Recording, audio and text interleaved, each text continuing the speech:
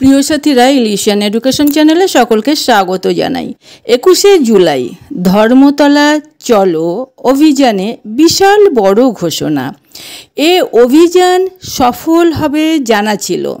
নেতাদের চওড়া হাসি দেখলেই বোঝা যাচ্ছিল তারা কতটা আত্মতুষ্টিতে ছিল। সমাজে রাজ্যে মূল সমস্যা থেকে দৃষ্টি ঘুরিয়ে দিতে এই ধরনের সমাবেশের জুরি মেলা ভার। নেতারা সেটা জানেন, তাই জোর করে অনুরোধ করে যেভাবে হোক লোকারণ্য করার চেষ্টা হয়েছে। সমস্ত সংগঠনের প্রচেষ্টাতেই এই সমাবেশ সফল হয়েছে। কোথায় গেল 26,000 চাকরি খোয়ানো যুবক যুবতীদের কান্না? কোথায় গেল এসএসকে এমএসকে একাডেমিক সুপারভাইজার পার্শ্ব শিক্ষকদের দাবি দেওয়ার ঘোষণা? তবে মিছিলে পা না মেলালে যদি লক্ষ্মীর ভাণ্ডার বন্ধ হয়ে যায়, যদি কন্যাশ্রী যুবশ্রীর টাকা ঢোকা বন্ধ হয়ে যায়, এখন সকলেরই তুলি ভোতা, কলম ভোতা, ঠোঁটে সেলাই, কিছু বলতে পারবো না। তাই যেমন চলছে তেমনই চলুক।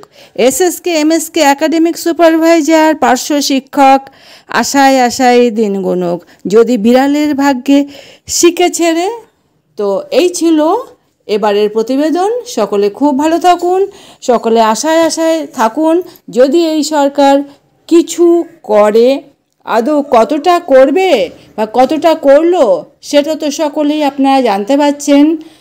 যাই হোক না কেন, ডিম ভাত খাওয়ার হিড়িক কিন্তু পড়ে গেছিল এবং যারা দূর দূরান্ত থেকে এসেছেন তাদের শুধুমাত্র খাওয়ার জন্য বিশাল লাইন দেখলে সত্যি খুব খুব কষ্ট হয় যে শুধুমাত্র এই ডিম ভাত খাওয়ার জন্যই কি তাহলে এই সমাবেশ ছিল? এই সরকার কতটা করবে এসএসকে এমএসকে একাডেমিক সুপারভাইজার পার্শ্ব শিক্ষকদের জন্য? তাদের চিন্তাভাবনা কি আছে? স্টেশন চত্বরে তো ভিড় উপচে পড়ছে। শিয়ালদা স্টেশনের ছবি দেখুন, এখানে আছে মতুয়া সংগঠনের মানুষও, বিভিন্ন এসএসকে এমএসকে সহায়িকারা কিভাবে কত বয়স হয়ে গেছে তবুও তারা এই সংগঠনে দৌলতে এখানে এসে মিছিলে তাল মিলিয়ে চলেছে। প্রখর রৌদ্র, এর মধ্যে কিভাবে এরা মিছিল করে যাচ্ছে।